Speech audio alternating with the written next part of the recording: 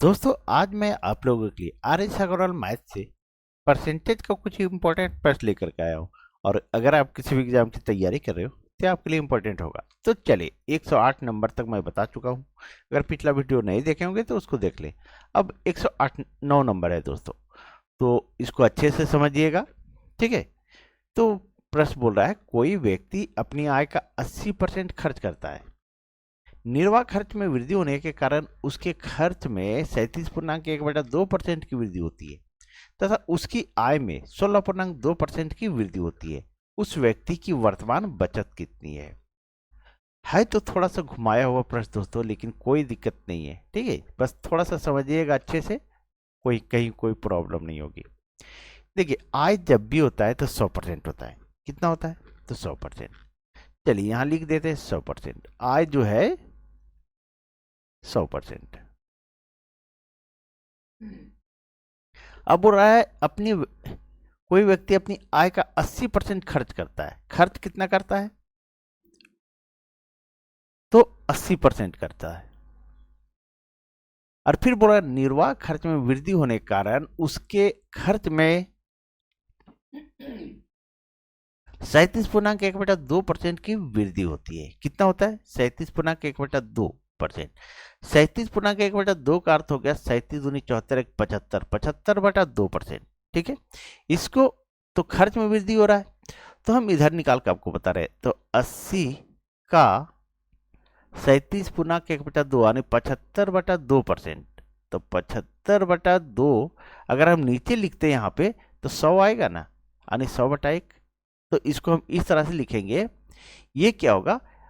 ये 80 गुने 75/2 गुने ये वाला ऊपर चला जाता है तो 1/100 हो जाएगा। इस तरह लिखाएगा। ठीक है, इसीलिए बोला मैं थोड़ा सा अच्छे से समझिएगा तब समझ में आएगा, क्योंकि थोड़ा सा लंबा प्रश्न दोस्तों।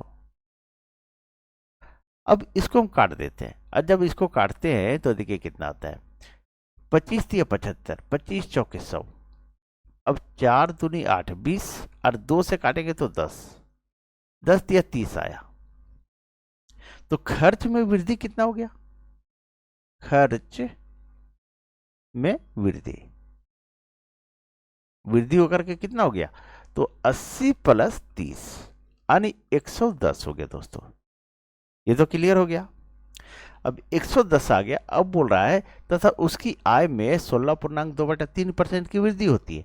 तो 16.2/3% बराबर होता है 16 48 50/3 होता है। कितना होता है? 50/3 होता है दोस्तों। अब क्या है बचत में? तो उसकी बचत जो है कितना है? तो 100 है। देखिए यहाँ पे बचत या अच्छा हाँ, बचत में वृद्धि। पहले उसका आय 100 था, वृद्धि कितना हुआ? तो 50/3% हुआ है। ठीक है, तो 50/3 हुआ है। इसको हम ऐसा करते हैं,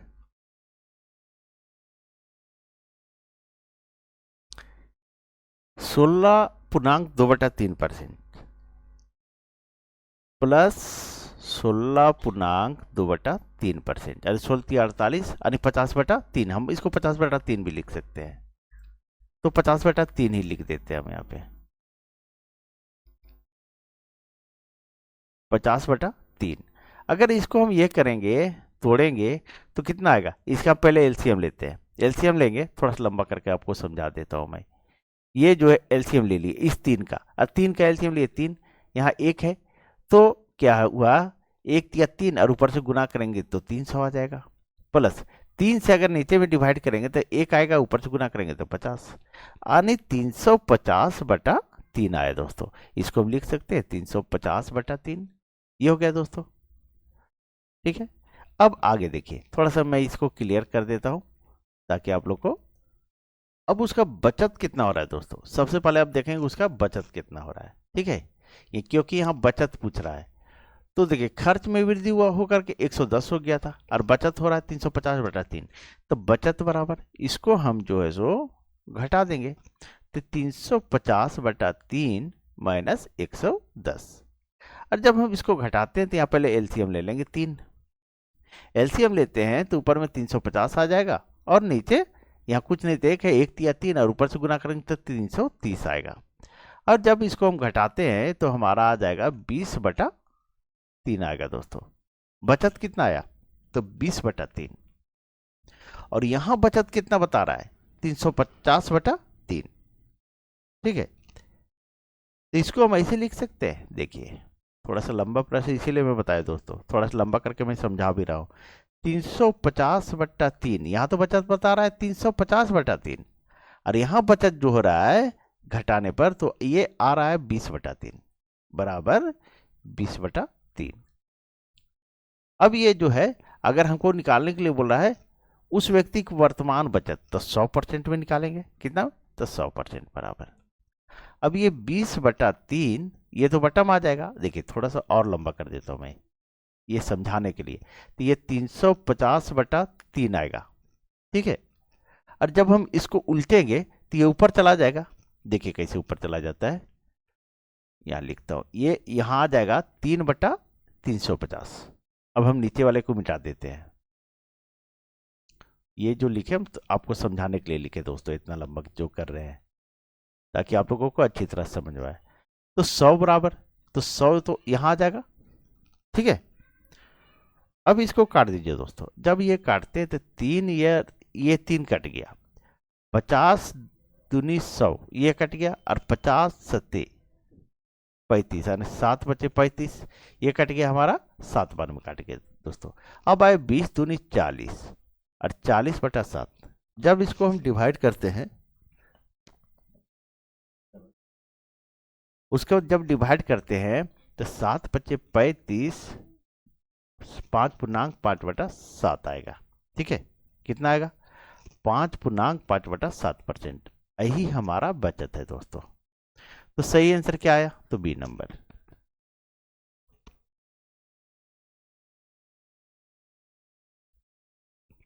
तो दोस्तों इसका सही आंसर क्या आ गया? तो 5.5/7%। चलिए थोड़ा सा लंबा प्रश्न था दोस्तों, और मैं डिटेल में समझाया इसलिए थोड़ा सा लंबा भी हो गया। ठीक है, तो चलिए आगे बढ़ते हैं और नेक्स्ट प्रश्न को देखते हैं। अब देखिए 110 नंबर प्रश्न दोस्तों।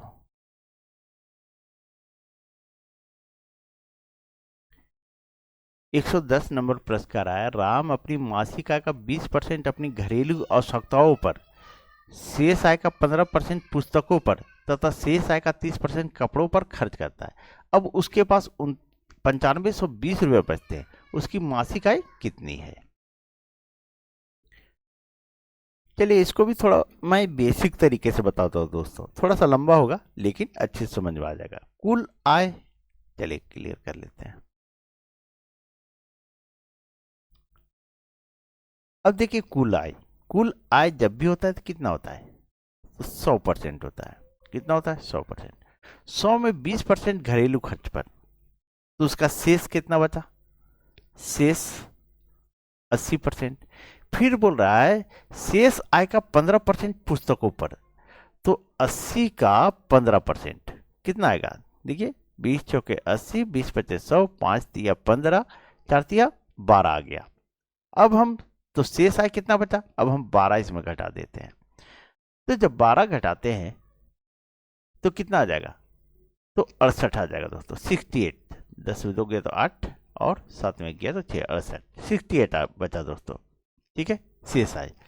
अब बोल रहा है, फिर बोल रहा है तथा शेष आय का 30% कपड़ों पर खर्च करता है, यानी 68 का 30% कपड़ों पर खर्च करता है। इसको भी काट दीजिए, ये 0 ये 0। अब 2 बचे 10 और 2 से काटेंगे तो 2 तिया 6, 2 चौके 8। ठीक है, तो 34 तिया कितना आ गया?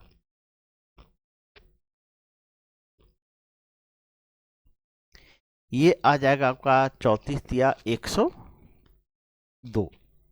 102 आया, और 102 में 5 से डिवाइड करेंगे तो हमारा 20.4 आ जाएगा दोस्तों। कितना आएगा? 20.4। ठीक है, अब हमारा जो है, अगर हम इसको निकाले थे शेष, फिर शेष लिखेंगे ना, शेष 68%, 68 का कितना? 30%, 30% निकाले थे। ठीक है, जब ये निकालते हैं तो टोटल कितना आ जा रहा है एक्स। देखिए यहीं चलिए यहीं काट दे रहे, उधर भी काटे थे। इसको अगर हम काटते हैं टोटल तो कितना आ रहा था, तो हमारा आ रहा था 102/5, और इसको जब डिवाइड किए थे तो 20.4 आया था।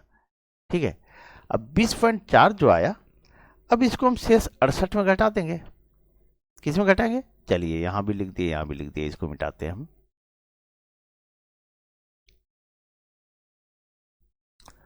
तो हमारा जो है दोस्तों, ये हम घटा देंगे, और इसको जब घटाते हैं तो 68 माइनस 20.4, और घटाने के बाद आ जा रहा है हमारा, कितना आ जा रहा है, तो 47.6 आ जाएगा, 47.6%। अब 47.6%, ठीक है। और यहां बोल रहा है अब उसके पास 9520 रुपये बचते हैं, कितने, 9520। और यहां बोल रहा है कि 47.6 बचता है, कितना बच रहा है, 6 बच रहा है। तो पूछ रहा उसकी मासिक आय, मासिक आय, तो मासिक आय कितना होता है, जब भी होता है तो 100% होता है। तो यहां बोल रहा है 47.6 बच रहा है, 6%, और यहां बोल रहा है कि 9520 बच रहा है, 9520, यानी 47.6% बराबर 9520, तो 100% बराबर 9520 गुने 100/47.6। ठीक है, एक मिनट, ठीक है। चलिए अब इस पॉइंट को काटे तो 1 0 यहां पड़ जाएगा।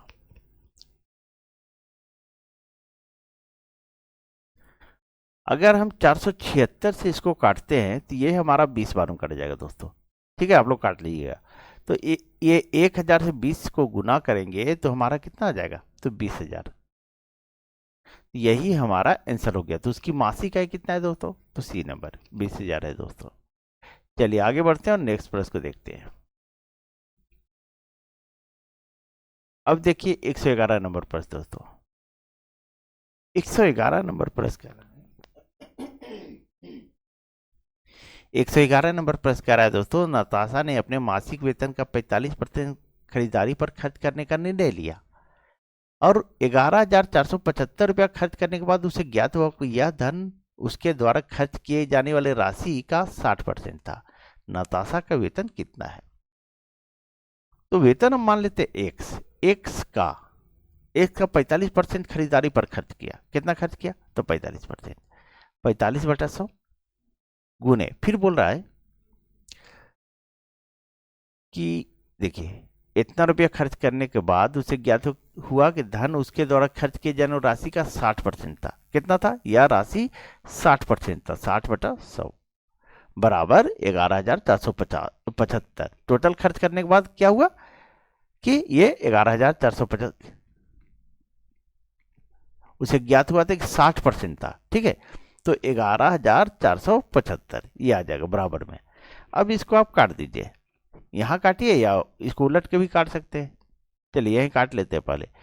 तो ये हमारा 20 तिया 60 और 20 × 100, 5 9 45 और कटेगा, तो देखिए कट जाएगा। तो ऐसा करते हैं, 9 से अगर हम चले 3 से काटते हैं, 3 तिया 9, 2 बचा, 3 8 24, 3 दूनी 6 और 3 5 15।